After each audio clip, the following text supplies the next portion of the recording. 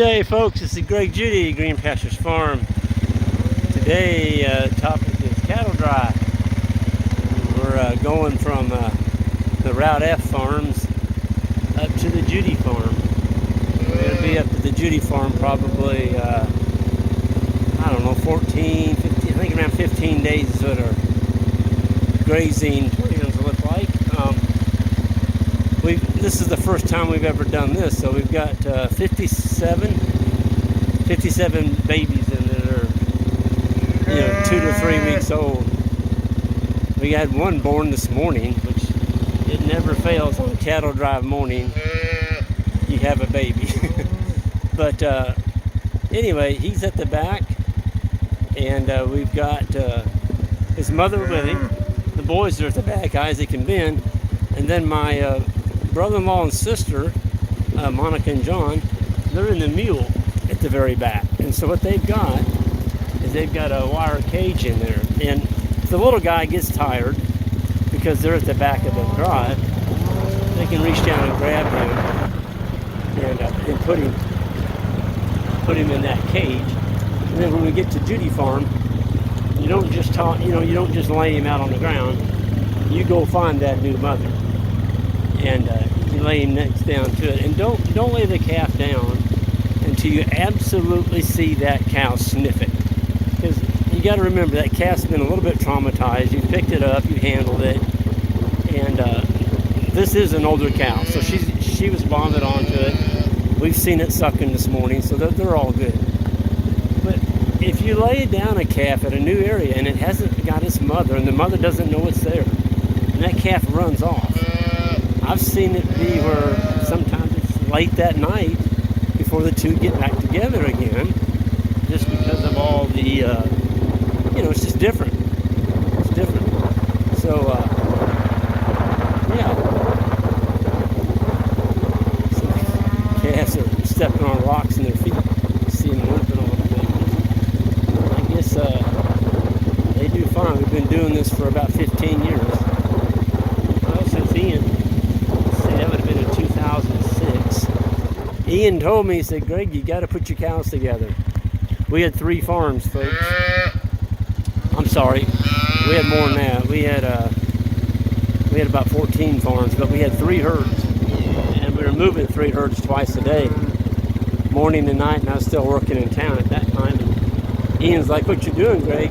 It's not sustainable. You got to combine those herds." I'm like, "Ian, if I put them all in one herd, they're going to run out of grass on that farm." He goes, "Last time I checked, the cow had 4 legs. Make them walk." And so that's what we've been doing ever since. And it's that one paradigm that Ian got me over. Once we combined all the herds, it tripled our recovery time. Okay, we didn't have 3 herds grazing in the same place at once. It reduced our labor by 300%. One move instead of 3. Our quality of life skyrocketed. Now we had time to do other things besides move 3 herds of cattle every day, twice a day, morning and night.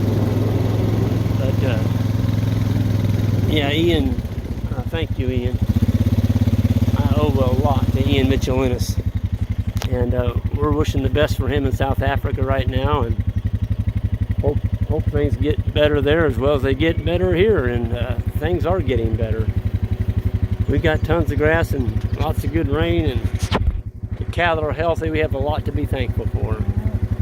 And it's a beautiful spring morning, and everything is working really good. The most important cog of this whole cattle drive, you can see them, they're spread out way down that road. Got the babies, there's about 280 head coming at us. The most important cog of this whole thing is who lays in front up here, and that's my wife, Jan. Jan has got the roadblock coming into our driveway, and Jan's pretty outspoken. She's not going to let anybody come down this road. I don't care how bad they want to come through it, she's not going to let them come through.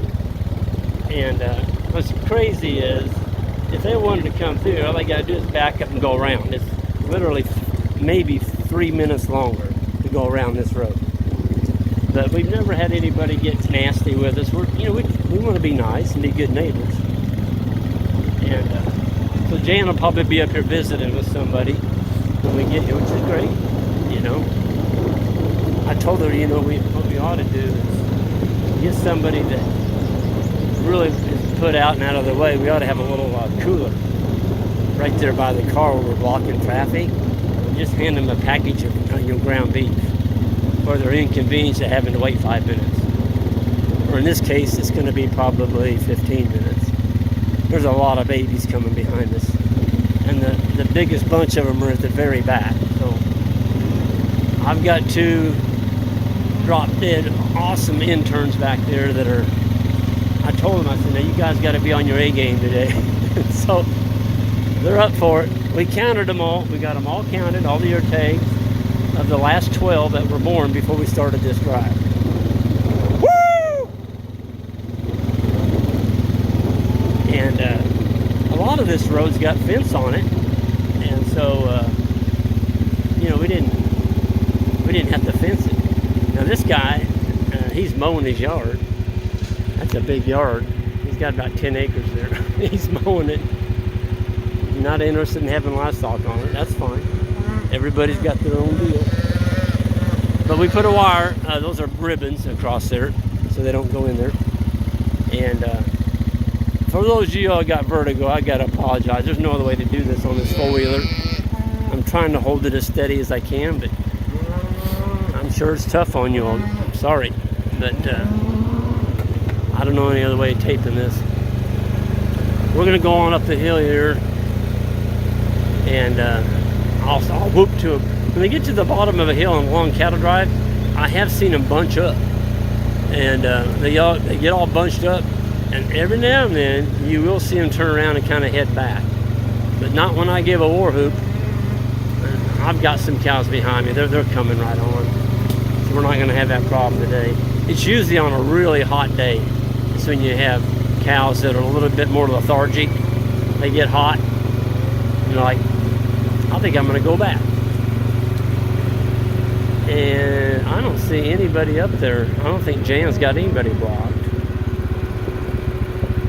Nope, not a soul. But folks, it's everybody. Well, first of all, there's not a lot going on with this COVID thing. It's 10:30.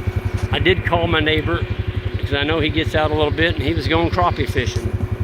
And so I called him, and he was on his way to the lake to go crappie fishing this morning. But he appreciated the phone call. He said, "Thanks, Greg. Appreciate it, but I'm out of your way. Just have at it." So we've got his road blocked. And I see a post right here that came down. Right here. I'm going to put up. And then with the cows by me.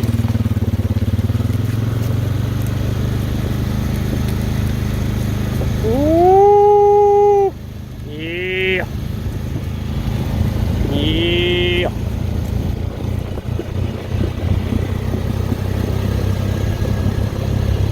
I think Jan's up here with our big old guard dog, Kango.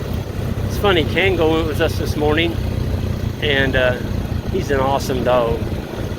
He just loves going with us, and always a little bit concerned about him getting run over. People drive kind of fast, but he's pretty road weary. And, oh, sorry, Jan. Yep, get out of your way. There's Kango. I knew he was up here. I was just bragging on him. I didn't see him.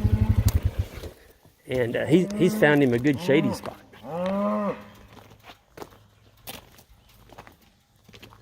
There he is. How you doing, Kango? He's hot. Honey, you want to hold this camera and look at these as they come up? I'm going to put these these other posts right here on. Watch your hand. There you go.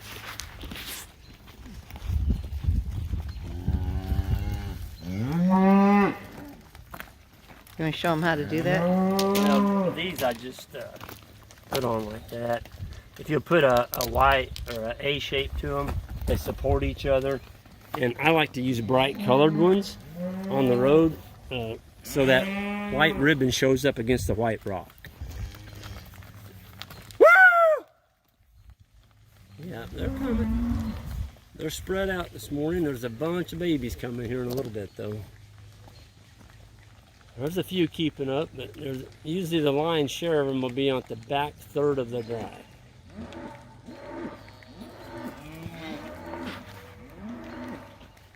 But, you know, we just moved, I think there's 282 head in there.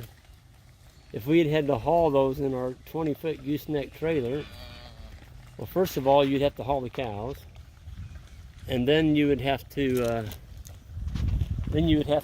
come back and get the baby calves, and then when you dump the baby calves out, you'd have to make sure they're paired up with the cows. It'd be a real deal. Here, you know, it takes us, I think it took us about 15 minutes to put in the wires. This cattle drive is going to take about 15 to 20 minutes. So in 30 minutes, we moved 282 head, about it's a mile and a half. And they're going on to a beautiful pasture here that hasn't been grazed for about 3 weeks, about 21 days. It's ready to go. I mean, it's crazy how fast this stuff is growing. It's just unbelievable. So by being able to walk your cows in a large herd from pasture to pasture, from farm to farm, it really makes a huge difference. And so we're going to be on 4 farms here, and then we just came off of 12. What's crazy is we've got we got 78 bulls over there now, and 78 bulls in one group plus the flirt.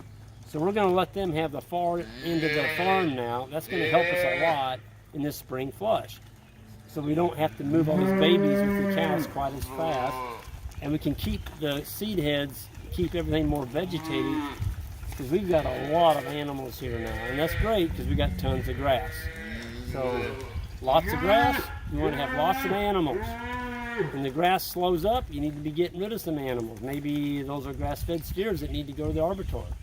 Or maybe those are some bred heifers that you've got to market for, or maybe some bulls or whatever. But when you get into the cool season grass slow time, you need to have that marketing set up to where you're getting rid of about 20% of your herd, maybe 15, 10%. Get rid of some of them before summer gets hot and you run out of grass. It's going to happen. Droughts are normal. Dry times in July and August, you're going to have them. So have a plan in place to get rid of some of those animals. Market them. Raise good stuff, and people, they'll be calling you wanting to buy some of those. And it's a great way to market animals on grass. So the only cost we have here is grass and the ATV. You know, we got taxes and fuel, a little bit of fuel, but we don't have a lot of huge infrastructure here. Here comes Ring Nose. This cow's going to be cold, but she's got a beautiful calf on her. But she's a milk thief. Look at that. So you put a ring in her, that little plastic ring. If she tries to suck another cow, they kick the snot out of her. So we got one there, and then we've got a young heifer, a yearling heifer that's going to be marketed. She's the same way. She wants to come in from the back and steal milk from other cows. And why are we not selling them right now? The reason we're not selling them right now is we got tons of grass, and we're going to put some weight on those animals. Market grass. That's what you're in the market of doing. Marketing grass. Marketing grass. I need more animals. I'm sure not going to sell any right here in the spring flush. And the prices? And the prices? Well, prices are not affecting us that much because we don't hit the sale barn. Now, a call cow, that cow with a ring in her nose, we'll probably sell her as a butcher cow. I mean, she's going to make a lot of hamburgers. But with that, I think I'm going to sign off. For those of you all new to the channel, just tuning in. If you like what you see, hit that subscribe button. Maybe we'll see some of y'all at our grazing school. It's coming up in September. We've got 2 of them. Check out our website, greenpasturesfarm.net, and we'll see you down the road.